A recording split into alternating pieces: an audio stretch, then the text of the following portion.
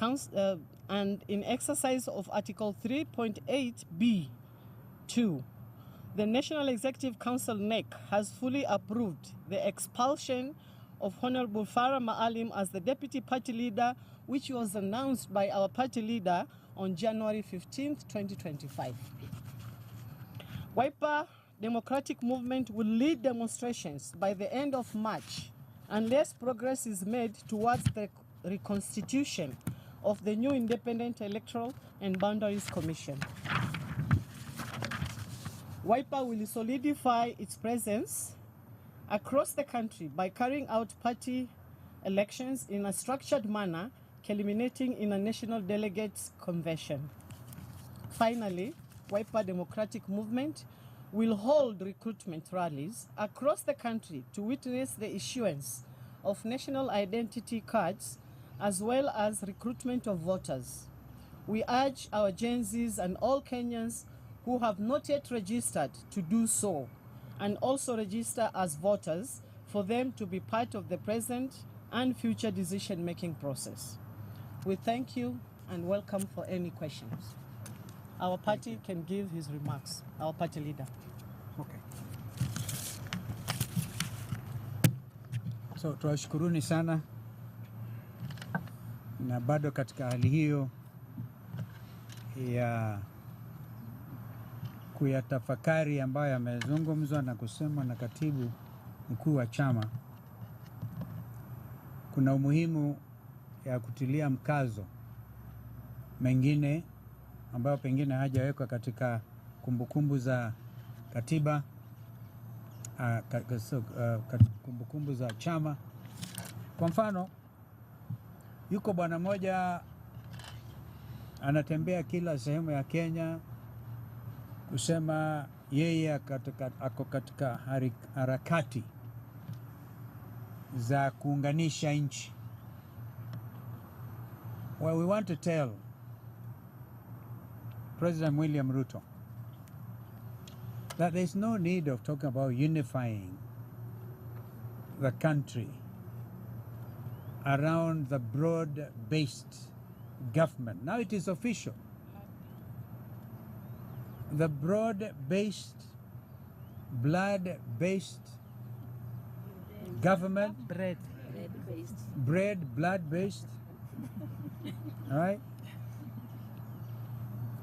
heavily supported by abductions and abduction squads. It is now official that what William Ruto is trying to do is to formulate his re-election campaign strategy. We want to tell him the country is so united, more than ever before. In fact, it has never been as united as it is since independence, around one goal: to defeat William Ruto at the next elections.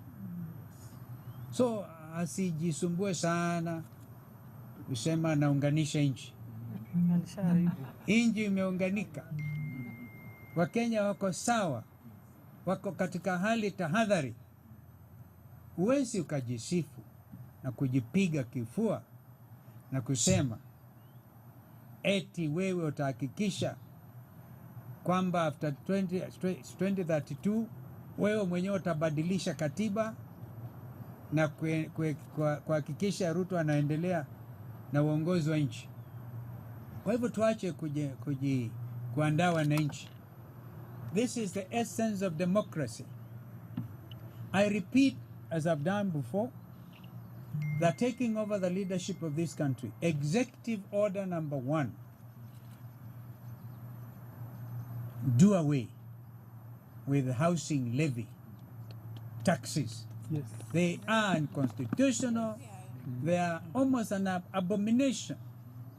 You don't take public land, give it to your friends. You're selling steel and cement to them. You've even taken over Baburi cement under conditions that are questionable. And then you call that free housing, affordable housing. So like Donald Trump has done, issued so many executive orders Sisi tunajiandaa na hiyo moja kwa sasa. We are very clear about it. Because our education system is a mess. Our health sector has been state captured by Andani. Remember, Andani is still hovering around. We have said, by the way, the one commission we have already started working on is the State Capture Commission. That one we're working on, and we even work along that one with Kinaruto if they have not abandoned it, because they will have to be held accountable for state capture. You know, I was driving from the village over the weekend, and I asked my driver kama anajua mtoto akimaliza grade 9, and remember they said by now enough classes will have been put in place. We need to hold them to account. How many classrooms have you put up, Mr. Ruto, for the new confused education system? And I'm talking to you as one with a bit of experience in education, having served as Minister for Education for 3.5 years. Kenyans will have forgotten. Uncle Moody was my assistant minister when I was Minister for Education. So we know what you're talking about. The current Governor Baringo was my first appointee to be the CEO of Higher Education Loans Board. He's governor today, you can ask him. The funding model was clear.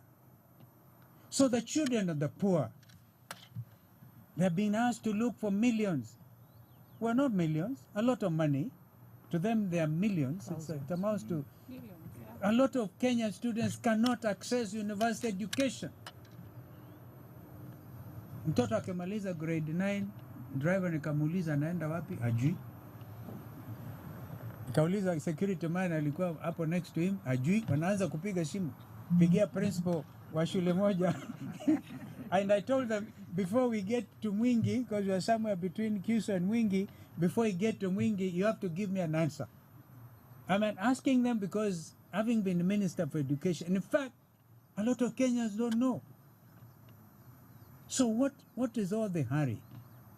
Health sector, messy. Education sector, messy. An average Kenyan, and I'm asking every Kenyan who has a payslip, every Kenyan with a payslip. If you now do not come out, because these are the middle class people who sat at their comfort zones, and they saw Kenya Kwanza take over the reins of leadership.